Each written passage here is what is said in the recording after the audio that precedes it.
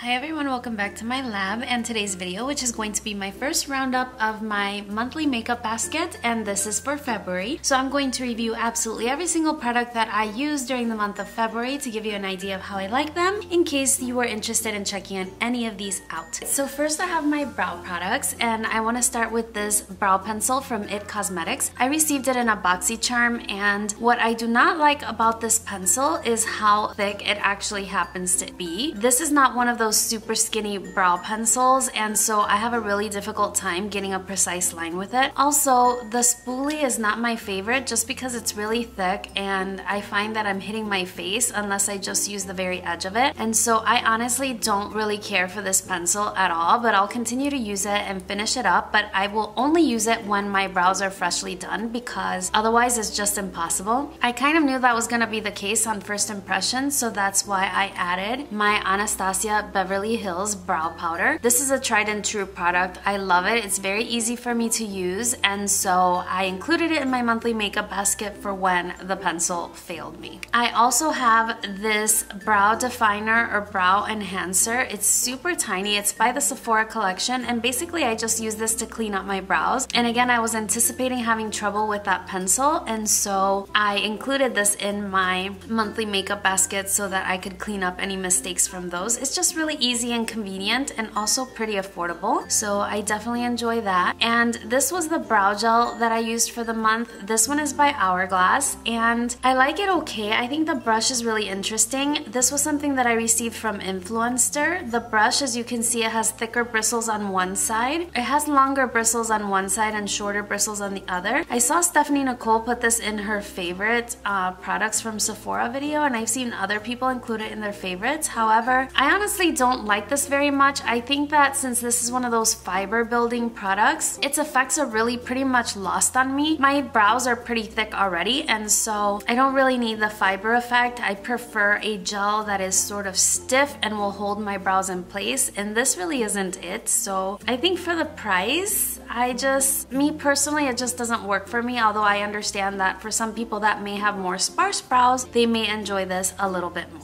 These are the primers that I had for the month. The first one is by YSL, and this is the Touche Eclat Blur Primer. This is what the packaging looks like, and it does come with a pump. I enjoy this primer. It is a little bit pricey, and I like the fact that it is a little bit illuminating because of the gold particles. You would think that that would leave a gold shimmer on your face, but you really can't see it once you apply foundation. It's kind of a silicone-based primer, and what I really like about it is that it feels somewhat hydrating. It doesn't advertise to be such, but it lays really nicely on my dry skin and it smooths out my fine lines, so I really like this primer. The other one is a primer that I received in BoxyCharm, and this one is by Dr. Brandt, and this is the Pores No More Luminizer Primer Base, and I got this in a BoxyCharm. It is a squeezy tube, so you do deliver the product by squeezing it out, and I think it's okay. I don't really have an issue with pores, but I do like the luminizing properties of it. It feels a little bit minty when it goes on my skin, and I think that my skin just pretty much drinks it all up. It does give sort of a light luminosity, but when I put foundation over it, you really can't see it anymore. I think it's okay. I'm not in love with it. I will definitely finish it up, but I don't think that it's something that I will continue to seek out. There were 3 foundations in this month's basket. The first one is by Fenty Beauty, and if you've been watching my channel, you know that I really enjoy this foundation because the shade match is just really great for me. It is just about the most matte foundation that I'm able to use on my dry skin. I really like the finish that it gives. It has very nice longevity as well. It is a medium to full coverage foundation on me, I would say. It does come with a very nice pump, as you can see, and I really do enjoy this foundation, and I think for a high-end foundation, this one is very reasonably priced. For a drugstore option, I included the Wet n Wild Photo Focus foundation. Now this one I really enjoy. I think that this is the heaviest coverage foundation that I actually own. The foundation does not have a pump. It has more of a paddle. So as you can see right there, the applicator is more of a paddle, which actually doesn't really bother me. The one thing that does bother me about this foundation is the fact that it smells like paint. It's pretty strong. It doesn't stick around, it doesn't linger, but when you're putting it on, it doesn't smell good, so it could definitely do better. I do like the fact that it's really affordable, and the shade match is actually pretty good. It's funny because looking at the three, they look like three totally different shades. Now, because I am a dry skin type, I did want to include something that is more hydrating, and so I have my Luminous Silk foundation. I have mine in the shade number 7, and I really like this foundation because, again, it has more of a dewy finish, and I really appreciate that having dry skin. I get about medium coverage with this foundation, but I do prefer to apply it with a beauty blender or just a very light layer if I use a brush, because I prefer to not have very, very thick foundations. If you were interested, my shade in the Wet n Wild is Golden Beige, and my shade in the Fenty is number 270. I included 2 contour products this month. The first one was the Wet n Wild Mega Glow Contour Palette. This one is in the shade Dulce de Leche, and this is very similar to the Marc Jacobs Contour Palette, and here's what it looks like. I really like the powders. The quality of the powders is super, super smooth. Like, they blend out really, really nicely. I have started using this one underneath my eyes, and it sets and brightens my eyes really well. And this is just a very nice, smooth contouring shade. It's a very affordable contouring palette from the drugstore, and it is available in 2 other shades if this particular shade wouldn't work out for you. I also included the Fenty Beauty Matchsticks Trio. I have mine in the shade Medium, which comes with the contour stick Mocha, the concealer stick Bamboo, and the highlighter shade Trippin'. Now, I have to admit, I didn't use the highlighter or concealer this month, but I did use the contour quite a bit, and I just applied it directly and blended out with a brush, and I really like this particular contour shade. Here's what it looks like. I like it because it's not too cool tone. A lot of contours are a little bit too cool tone and they sort of look gray on my skin and they're not very flattering. So I prefer a slightly warmer contour, and this one is really nice. I haven't had any trouble blending it out, and of the 3 products that come in the trio, the contour stick is my favorite. I would say the highlighter stick is the next one, and then the concealer stick is just okay, but it was a little bit of a learning curve to learn how to use it. Both of my concealers in this month's basket were from Urban Decay. If you're not new to my channel, you know that this is my absolute holy grail concealer, and I recently opened up a new tube, and so I definitely wanted to have it in my monthly basket. I also dedicated an entire video to this concealer. The packaging is so beautiful. It looks just like the foundation. The foundation definitely does not work out for me, but the concealer actually does. It is a little bit drying, so I have to be really careful to use hydrating products underneath my eyes whenever I'm going to use this. But what I really like about it is the fact that it is waterproof and also extremely brightening. I've noticed that a lot of people have said that this product oxidizes, but I found that if I set it right away, it doesn't oxidize when it's underneath my eyes, and the shade that I put down is the shade that remains, and it's really brightening. I'll link that video in case you're interested in checking it out. But both of these concealers are wins. If I had to recommend one over the other, I would definitely stick with this one because it just suits my everyday lifestyle a lot more than the Urban Decay, but in cases when I want to do more full coverage, it's a nice option to have in my collection. I had 3 powders that I set aside this month. I will talk about the Too Faced Primed and Poreless powder. I selected this one because I was going to select 2 other powders with which I wasn't too familiar, and this is my holy grail powder for setting underneath my eyes. You can see that I have hit major pan, and this powder is just so smooth, and even though it is a white powder, I find that when you apply it and you blend it out, it just disappears into the skin, as you can see. So I really like how smoothing it is. I really like how convenient it is in that it is in a pressed compact. They have since changed the packaging from this to a different style packaging, and I have one on backup. So I do know that the packaging is a little bit different, but I definitely love this. I don't think that this gets enough attention on YouTube. I have only ever seen it on one other person's channel, and I'm always raving about it. The other product that I wanted to mention is by Maybelline, and this is the Matte and Poreless powder. I don't know why I picked up this powder. I think that I had heard a lot of people talk about the Fit Me powder, and they didn't have the other version that would be more suitable for my dry skin, and this is what it looks like. It does lift up, and underneath there's a little bit of a sponge if you want to apply it with a sponge. One of the things that I notice about this powder is that it is super firmly pressed in there, and my brushes don't pick up a lot of product, and I actually appreciate that because I don't need mattifying. My skin is a dry skin type, so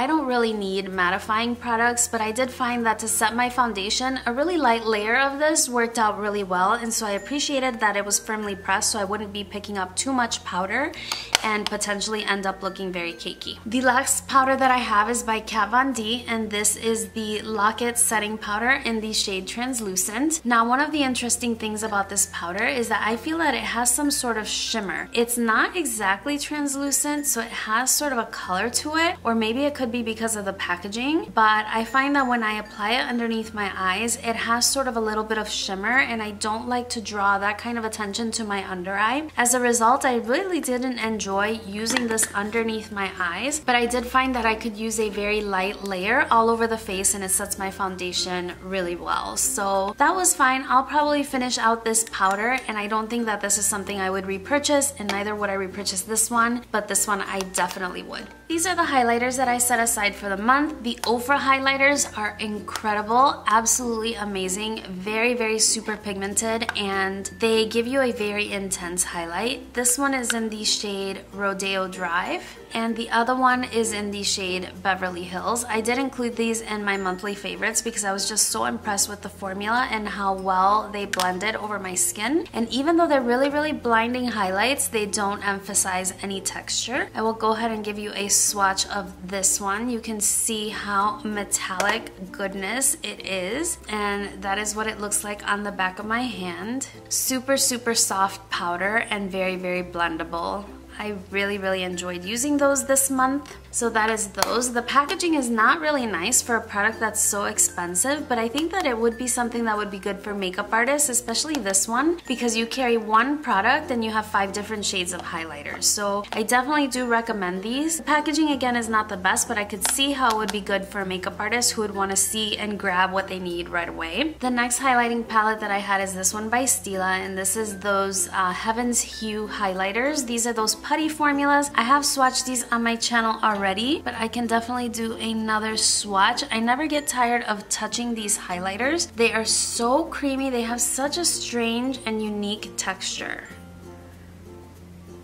So there are those 3 swatches. You can see that these are relatively intense highlighters as well. And yeah, they're really, really nice. The palette is no longer available, but they are sold individually. And I would recommend absolutely all of these products. These were my lash products that I had for the month. I did include the Milani eyeshadow base here just because I forgot to mention it with my other primers where I should have. And I really like this one. It's a very affordable option at the drugstore, and I do like that it is slightly tinted, even though when you apply it, it really doesn't have any color over your eyelids. So if you're looking to cancel out any discoloration on your eyes, this may not be the best option, but if you set it down with a pigmented powder, then it has that better effect. I do like this one because my skin is dry, but my eyelids have a tendency to get a little bit oily just because I have hooded lids, and this one works really well. I have recommended it before, and when I run out, it is something that I would repurchase. I do have a lash primer, and this one is by MAC Cosmetics, and I believe that they have actually discontinued this product. When I tried to link it, I couldn't find it, and I absolutely love this lash primer. I am a lash primer believer. I think it makes a big difference in how my mascara goes on, and then also I find that when I apply a lash primer, it's a lot easier to remove my mascara at the end of the day, so I'm not damaging my natural lashes. And I really like this one, but obviously I'm going to have to find an alternative. The MAC Extended Play Mascara is my favorite mascara for my lower lashes, and I like it because the wand is so thin that I don't have to worry about ruining my eyelashes or my eyeshadow look when I'm applying this, and I really love it. The Benefit Roller Lash Mascara is another one that I really enjoy because the wand is really thin. This one is a little bit curved, and so I have a tendency to reserve and save it for my upper lash line. I find that this one does curl my lashes and it gives me length, but it doesn't volumize as much. But still, I really love this mascara and I would definitely repurchase it. The last one is by L'Oreal, and a lot of people have been using this mascara, and you know, I like it okay, but I'm not in love with it. I find that the wand is super thick and also like if you can see looking at the wand, it's super clumpy already. I don't know, it definitely gives me volume, but it's not my favorite formula. I think if I were looking for an option for the drugstore, I would be tempted to try a different one, although it's been okay. Like I can't say it's bad, it's just not my favorite. These are the 3 eyeliners and the swatches that I had. The first one is by ColourPop, and this is a cream gel liner. These are relatively affordable, and I bought this nude shade from my waterline. It's okay, it doesn't really last as long as my Rimmel Kohl Kajal, and so I will not be repurchasing this one. The first time I got it, I couldn't even get the pigment to transfer to my waterline, but I cut off a tip of the pencil, so I removed a little bit, and then I just sharpened the tip, and then I found that it was applying a little bit better, but just the same, it's not going to be my favorite, and I will finish this up and not repurchase. Now these are my Marc Jacobs highliners. This one is in the shade Earthquake, and I really love these. These are super creamy. They last on the waterline. You can blend them out, and then once they're set, they are absolutely set. This is a little mini version of the same product that I have had from like a Sephora gift with purchase or something like that, and it's still holding out strong. I absolutely love these. These are staples, so would recommend the Marc Jacobs. Pass on the ColourPop. For my blush, I included a couple of palettes, and the first 2 were the Natasha Denona Diamond and Blush palettes. These could potentially classify as highlighters as well, and this is what the inside looks like. This is Citrus, which is the one with the yellow highlighter, and the highlighters in here are amazing, the cream products as well. I did find this particular blush wasn't pigmented, but it did very nicely to set the cream blush. I did a full dedicated review to this product, and I'm glad I have it in my collection. I would say that even though you might not think so, of the 2 palettes, Citrus is actually the more wearable one, as this highlight shade does not show up as intensely yellow as it looks in the pan.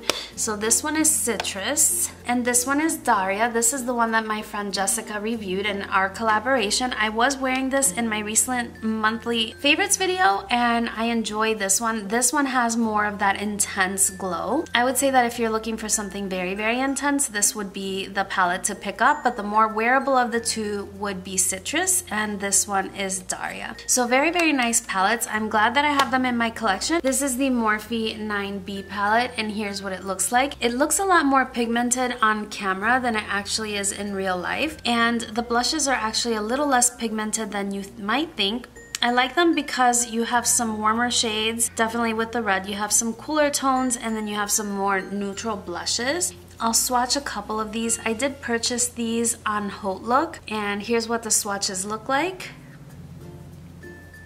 So you can see you have a variety of shades and a variety of finishes. I knew I would be working with the Natasha Denona palettes, and when I use those palettes, I like to use them as they're intended, so I go through all the steps. So I wanted something that would be quick and easy and also versatile enough to go with any makeup look that I might create, and so I chose this one. It's not a bad palette. I don't think that they are the best quality or long-lasting blushes that I've ever used, but it's not bad, and I think that the price of this is about $12, and I got mine on Haute Look. I did have a selection of lip liners. This one is by NYX Cosmetics, and it was a very nice blue base red. It actually can pull quite warm tone as well, depending on how you pair it. These are very nice quality, very affordable options from the drugstore, and I definitely recommend those. The second one is from Marc Jacobs Beauty, and this one is in the shade Nudist. Very nice quality lip pencil as well, although I think you can achieve similar quality from a drugstore product. For example, this one by Wet n Wild, which is in the shade Bear to Comment. This has been one of my absolute favorite lip liners because it's one of those your lips but better shades, and I really enjoy having these in my collection. I highly encourage you to check them out. They're very affordable at the drugstore, and they come in a variety of shades. The last one is this one by MAC, and it's in the shade Stone.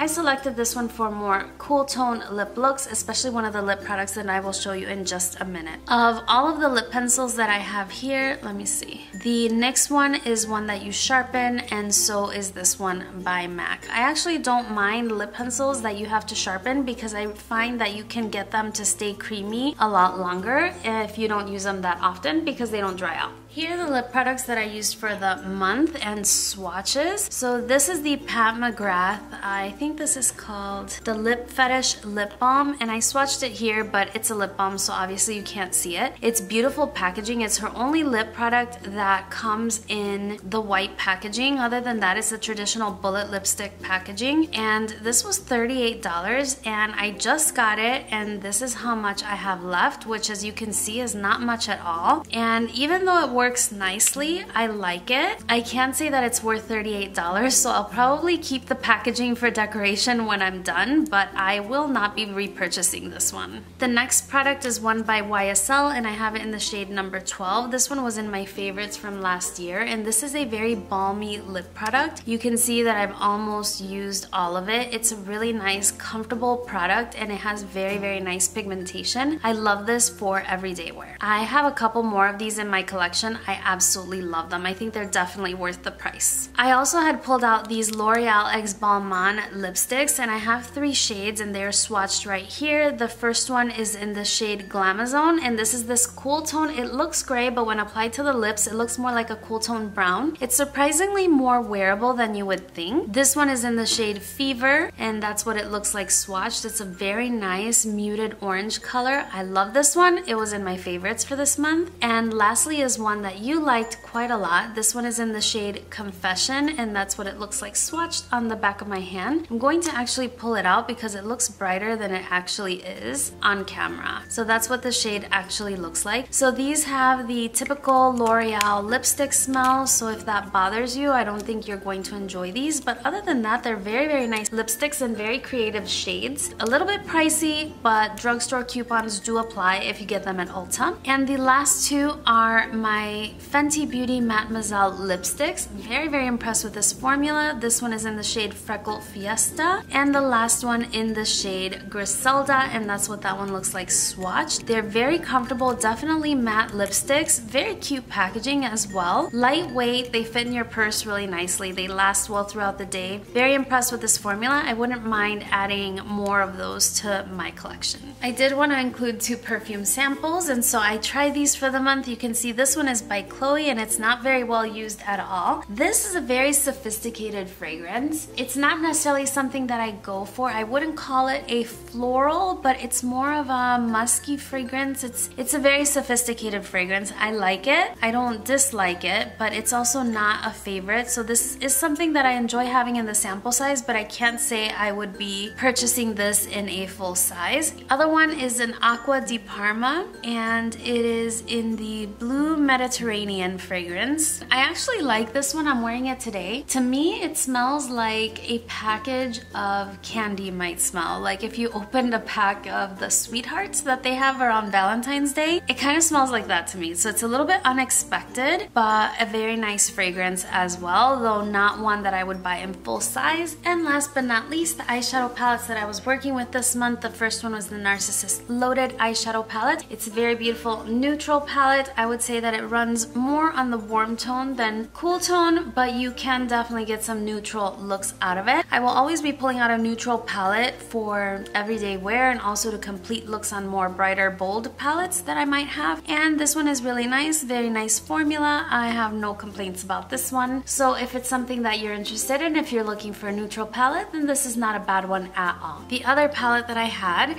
is one that I recently hauled on my channel. I did have a complete swatch video for this palette. This is the Pat McGrath Decadence eyeshadow palette, and I absolutely love it. I think it's gorgeous. These are very nice foiled metallic shades, very different than the other Mothership eyeshadow palettes. I have enjoyed using it. I have used almost every single shade except maybe this one and this one. Even in the Loaded palette itself, I could find similar shades to those, but I really love this one for these pops of colors, and this one is absolutely delicious. So I do definitely recommend both of these palettes if you are on the market for something similar. This was my very first monthly makeup basket, and I did forget to pull out a product, so I wanted to show you the setting spray that I selected was Inglot. I pulled this out after my video was uploaded. I love this spray. It's really good. It will set your makeup like the Urban Decay All Nighter, but what I really love this spray for is for foiling eyeshadows. It has a lot of glycerin as one of the ingredients. I find that it creates sort of a sticky base for your eyeshadow as you apply it to your eyelid. It's absolutely amazing. It is good as a setting spray as well, but unfortunately the mister is not the very best. It's very aggressive. It's not the best. You have to definitely